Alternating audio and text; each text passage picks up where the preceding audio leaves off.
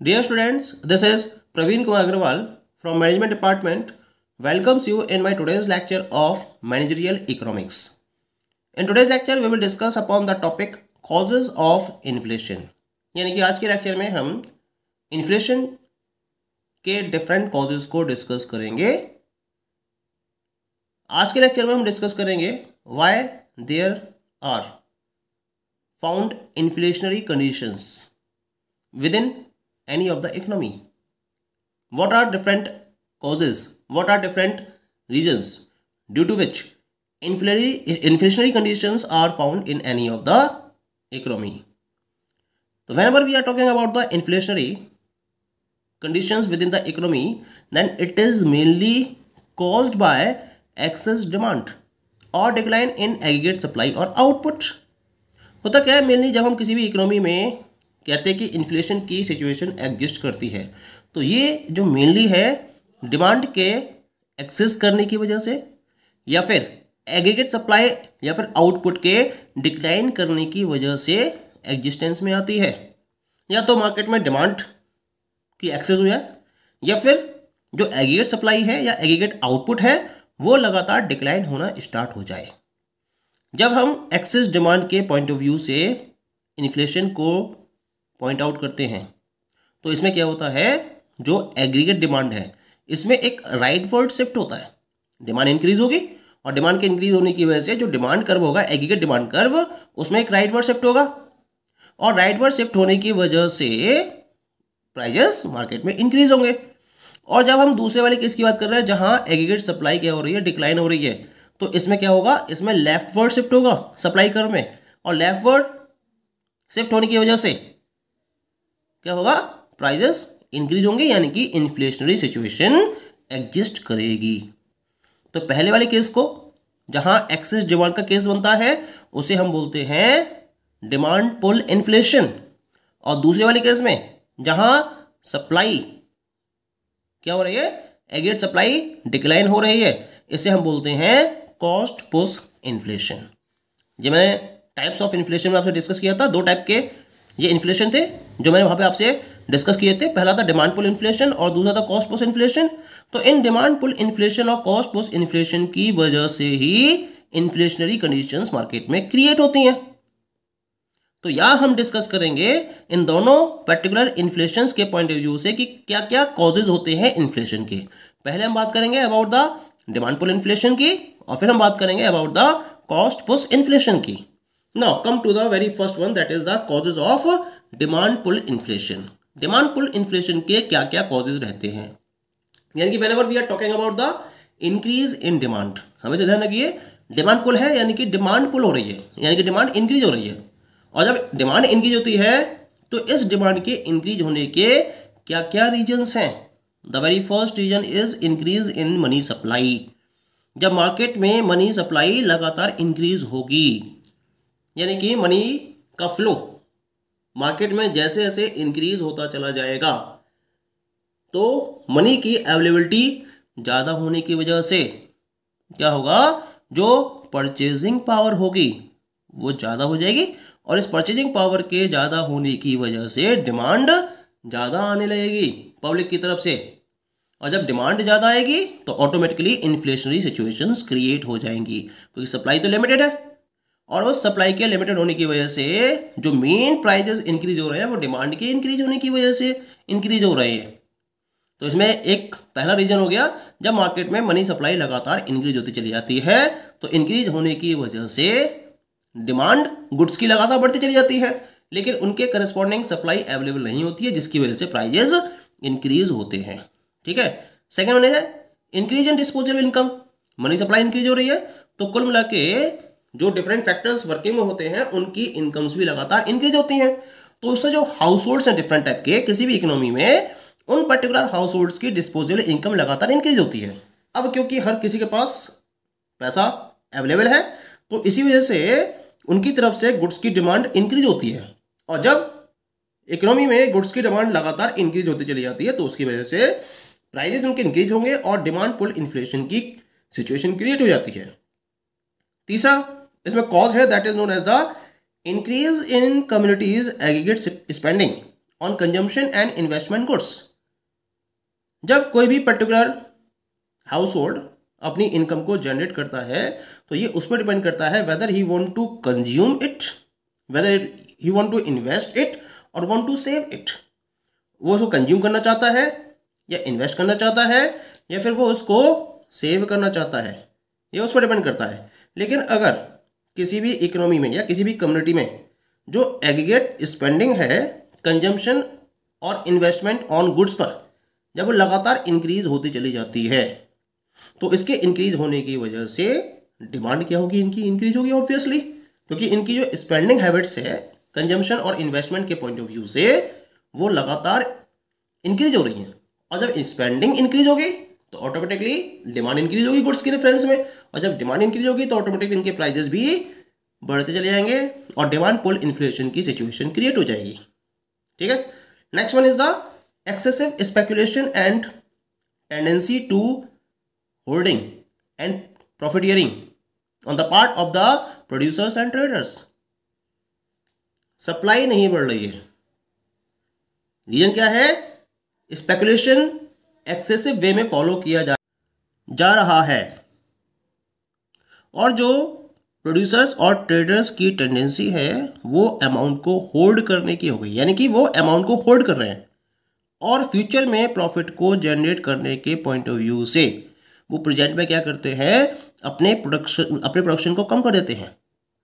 तो एक तरीके से जब एक्सेसिव स्पेकुलेशन की कंडीशंस बनती हैं और होल्डिंग के कॉन्सेप्ट को फोकस किया जाता है bye the producers and traders, और वो मार्केट में प्रॉपर सप्लाई प्रोडक्ट्स की नहीं देते हैं, क्योंकि उन्हें लगता है कि आज की डेट में अगर सप्लाई नहीं देंगे तो आने वाले टाइम में प्राइस बढ़ेंगे और प्राइस बढ़ेंगे तो उस बढ़े हुए प्राइस पर जब अपने प्रोडक्ट को सेल करेंगे तो वो ज़्यादा से ज़्यादा प्रॉफिट को अर्न कर सकते हैं।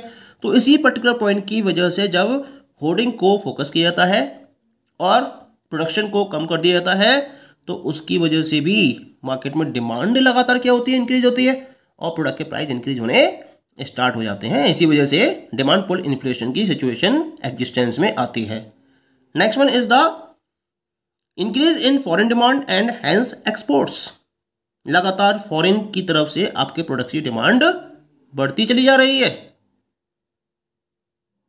और इसके साथ साथ क्या हो रहा है, एक्सपोर्ट्स भी लगातार बढ़ रहा है। अगर एक्सपोर्ट्स लगातार बढ़ेगा तो गुड्स की जो सप्लाई है वो तो लिमिटेड है और एक्सपोर्ट बढ़ने से डिमांड लगातार इंक्रीज होगी, फॉरेन डिमांड भी इंक्रीज हो रही है और जहां डिमांड इंक्रीज होगी वहां इन्फ्लेशन सिचुएशंस क्रिएट होना स्टार्ट हो जाती हैं। Next one is the increase in salaries, wages और डियरनेस अलाउंसेस।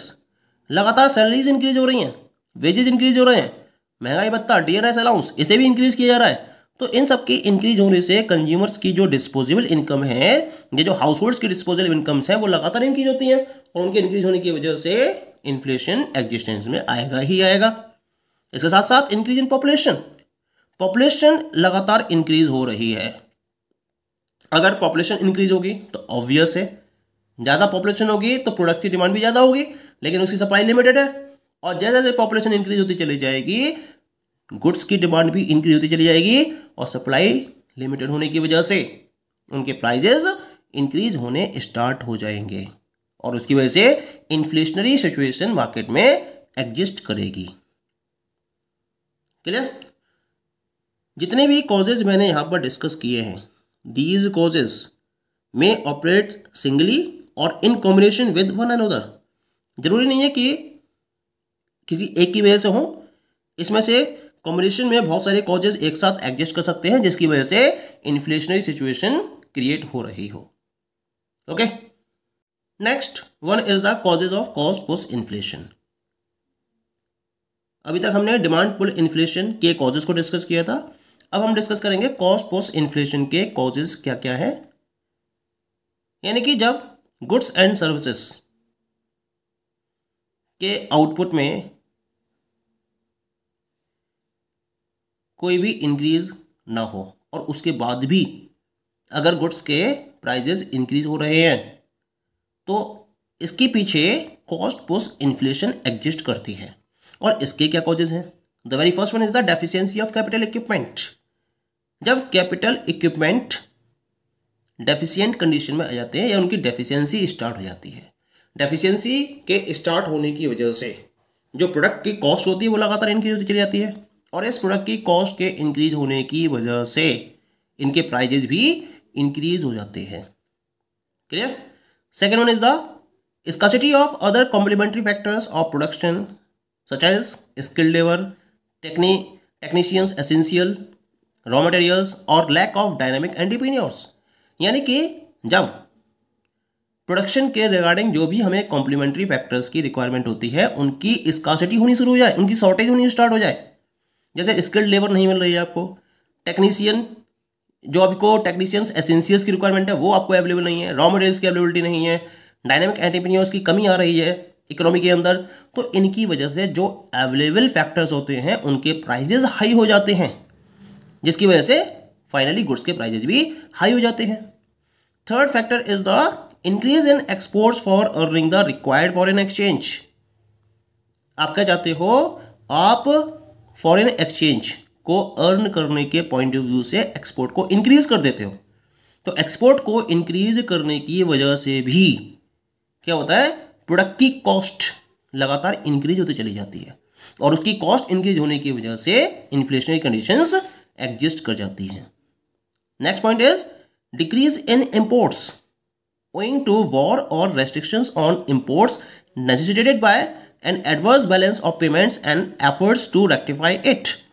यानी कि इंपोर्ट्स को डिक्रीज किया जा रहा है वार की वजह से, युद्ध हुआ है कोई है ना, उस वॉर की वजह से, या फिर इंपोर्ट्स पर डिफरेंट टाइप के रेस्ट्रिक्शंस को फॉलो कर दिया गया है।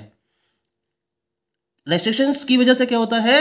जो बैलेंस ऑफ पेमेंट है उस पर एक एडवर्स इफेक्ट पड़ता है, और उस एडवर्स इफेक्ट को रेक्टिफाई करने के लिए आप इंपोर्ट्स पर रेस्ट्रिक्शन लगा देते हो, और उस रेस्ट्रिक्शन को इम्पोज करने की वजह से जो आपके प्रोडक्शन कॉस्ट है वो बढ़ जाती है, और उसके बढ़ने की वजह से प्राइजेस आपको इंक्रीज करने पड़ते हैं। बैलेंस ऑफ पेमेंट क्या होता है आपका? Export minus import.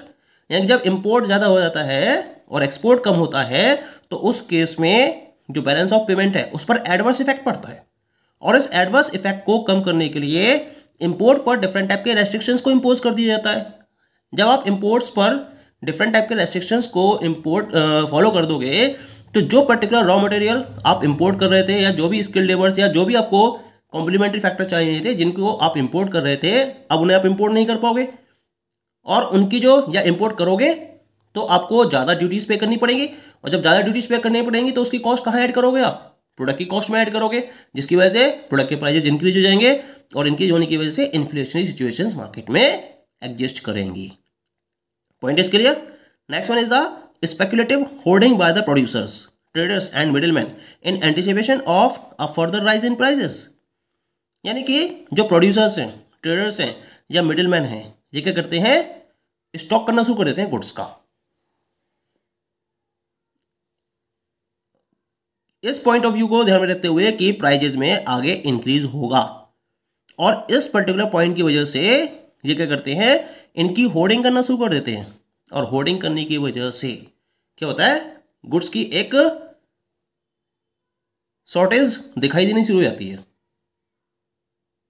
और इसकी वजह से इनकी गुड्स के प्राइजेज होते हैं वो गुड्स के प्राइजेज लगातार इंक्रीज होते चले जाते हैं। ठीक है? जब सप्लाई कम होगी ऑब्वियसली उनकी प्राइजेज ज़्यादा होंगे, और जब प्राइजेज ज़्यादा होंगे तो उसकी वजह से इन्फ्लेशनरी सिचुएशन मार्केट में एडजस्ट करेंगी। Next one is the drought, famine और एनी अदर नेचुरल कैलेमिटी। कोई भी नेचुरल कैलेमिटी, बाढ़ आ गई, भूकंप आ गया, या सूखा पड़ गया, कोई भी नेचुरल कैलेमिटी अगर हुई तो इसकी वजह से एग्रीकल्चरल प्रोडक्शन पर इसका एडवर्स अफेक्ट पड़ता है, और जो खाने पीने की चीज़ें होती हैं या जो गुड्स होते हैं डिफरेंट टाइप के, उनके कॉस्ट इंक्रीज हो जाती है क्योंकि इनकी शॉर्टेज हो जाती है, और इनके कॉस्ट इंक्रीज होने की वजह से इनके प्राइजेस भी इंक्रीज हो जाते हैं शॉर्टेज की वजह से। ठीक? Next one is prolonged industrial unrest resulting in reduction of industrial production. लंबे टाइम तक जब इंडस्ट्रीज को रेस्ट नहीं मिलता है और वो लगातार काम करती रहती हैं तो उसका रिजल्ट क्या होता है? जो इंडस्ट्रियल प्रोडक्शन है वो एक टाइम के बाद रिड्यूस होना स्टार्ट हो जाता है, और उसके रिड्यूस होने की वजह से शॉर्टेज होनी स्टार्ट हो जाएगी। जब सप्लाई कम होगी मार्केट में गुड्स की तो ऑटोमेटिकली उनके प्राइजेस हायर हो जाएंगे। तो ये सारे जो पर्टिकुलर कॉजेज मैंने डिस्कस करे हैं, ये सारे के सारे कॉजेज कॉस्ट के बढ़ने की वजह से, प्रोडक्ट के प्राइस के बढ़ने को रिप्रेजेंट करते हैं और उसकी वजह से इन्फ्लेशनरी सिचुएशन को एग्जिस्ट करने के कॉजेज को डिफाइन करते हैं। पॉइंट क्लियर हो गया आपको, है ना? इसका मतलब ये हुआ कि we can conclude that the cost post inflation is caused by increase in salaries, wage, the rising cost of machinery and capital equipment and of essential raw materials. यानी कुल मिला के जो कॉस्ट पोस्ट इन्फ्लेशन है वो salaries में increase होने की वजह से, वेजेस में इंक्रीज होने की वजह से, मशीनरी की कॉस्ट राइज होने की वजह से, कैपिटल इक्विपमेंट की कॉस्ट राइज होने की वजह से, और जो एसेंशियल रॉ मटेरियल्स हैं इनकी कॉस्ट राइज होने की वजह से एग्जिस्टेंस में आता है। Okay, so these all are the different causes of cost push inflation.